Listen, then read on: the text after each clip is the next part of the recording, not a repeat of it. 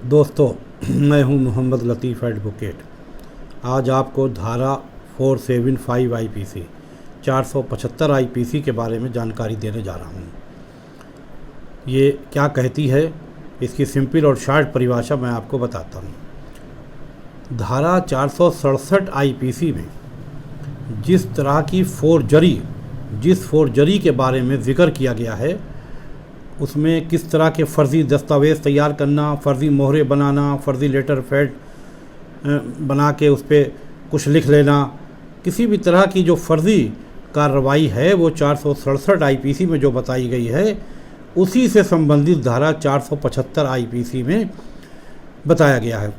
इसमें क्या बताया गया है? इसमें बताया गया है कि कोई फ़र्ज़ी मोहरों से कुछ जनरेट करना, मोहरे और सीले लगाकर कोई लेटर पैड तैयार करना, या इलेक्ट्रॉनिक डिवाइस से कोई फ़र्ज़ी डॉक्यूमेंट बना लेना, या उसे कैरी करना या अपने पास रखना, कोई निशान बना लेना, निशान को तैयार कर लेना, कोई मार्का, जैसे मार्का नहीं होता, जैसे हर कंपनी के निशान अपने अपने निशान होते हैं।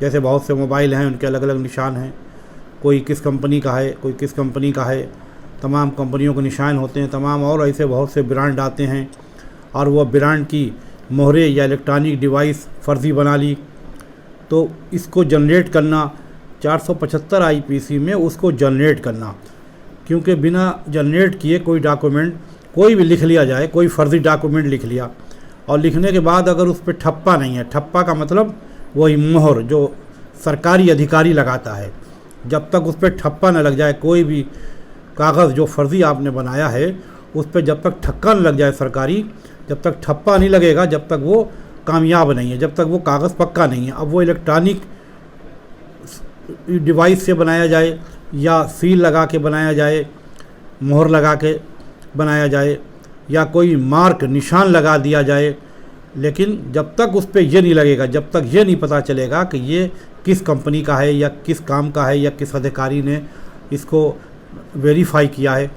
जैसे मान लिया आपने कोई आदमी जो है अपनी वसीयत लिखना चाहता है, उसने वसीयत तो सादे कागज़ पे अपनी लिखवा दी और लिखवाने के बाद उस पर जब तक ठप्पा नहीं लगेगा सरकारी ठप्पे का मतलब वो रजिस्ट्रार के पास कोई लेके जाए, कोई वकील हो या कोई डीड राइटर हो, वो रजिस्ट्रार के पास ले जाए और रजिस्ट्रार अपना उसमें ठप्पा लगाए, यानी अपनी मोहरे लगाए, इलेक्ट्रॉनिक डिवाइस से लगाए या फिर ऐसा ही लगाए, और उसको मोहरे लगा के गवाहों को और उन सबको सेल डीड जिसने बनाई है या जिसने वसीयत बनाई है, विल बनाई है, उन गवाहों को किसके सामने बनाई है, उन सब पर अपनी मोहर न लगा दे, अपना ठप्पा न लगा दे, जब तक वो बिना ठप्पे के वो कागज़ बेकार है, ऐसे किसी काम का नहीं है वो।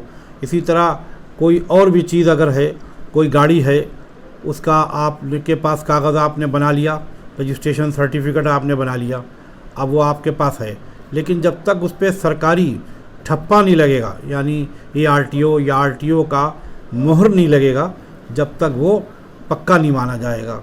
और ये मोहर जो बनाई गई है ये फ़र्ज़ी बनाई गई है, और ये कागज़ जो तैयार हुआ, जो जनरेट हुआ, ये कैसा हुआ? ये फ़र्ज़ी हुआ। तो धारा 475 यही बताती है कि इलेक्ट्रॉनिक डिवाइस के ज़रिए या सील लगा के, मोहर लगा के कोई फ़र्ज़ी दस्तावेज़, जो फ़र्ज़ी दस्तावेज़ का जिक्र 467 आईपीसी में किया गया है, फ़र्ज़ी कागज़ का, उसमें अगर ये लगा दिया जाता है तो फिर क्या होता है? 475 आईपीसी का अपराध होता है। और इसमें सज़ा की बात करते हैं तो इसमें 7 साल से लेकर 14 साल तक की सज़ा है। ये कॉग्निजेबल ऑफेंस है, लेकिन ये बेलेबल ऑफेंस है। अगर कोई नॉन बेलेबल सेक्शन इसमें और नहीं अगर मेड हुई, नहीं लगाई गई, इसमें और कोई इजाद नहीं हुई, अगर नॉन बेलेबल सेक्शन इजाद हो गई तो फिर ये नॉन बेलेबल होगा। संज्ञेय अपराध होने की वजह से जैसे ही इसको पुलिस आपको गिरफ़्तार करेगी, अदालत में पेश करेगी, तो आपको ज़मानत मिल जाएगी, इसलिए कि ये बेलेबल है। अगर नॉन बेलेबल सेक्शन है तो फिर जो है आपको ज़मानत नहीं मिलेगी, आपको जेल जाना पड़ेगा। ये कंपाउंडेबल ऑफेंस नहीं है। आप पार्टियां चाहें कि आपस में समझौता कर लें तो इसमें समझौता नहीं हो सकता है। ये ट्राइबल बाई मजिस्ट्रेट है, लोअर कोर्ट की अदालत में मुकदमा चलेगा और अगर दोषी पाए गए तो सज़ा के साथ साथ इसमें फ़ाइन भी है या फिर दोनों भी हो सकती हैं। ये वीडियो उम्मीद है आपको काम आएगी। आपको पसंद आए तो लाइक करें, शेयर करें और इसको अच्छी तरह समझने के लिए 467 IPC में जाकर आप ज़रूर देख लें। वहाँ फोर्जरी के बारे में विस्तार से बताया है कि कौन कौन सी फोर्जरी, कौन कौन से दस्तावेज़ हैं जो 475 IPC में जिन्हें जनरेट किया जाता है ब्रांड बनाकर, निशान लगाकर, किसी का लेटर पैड बनाकर, वो इसमें डिस्कस किया गया है। इस वीडियो को यहाँ तक देखने के लिए आपका धन्यवाद। अगली वीडियो में अगली सेक्शन के साथ आपसे फिर मुलाकात होगी। जब तक के लिए बाय बाय।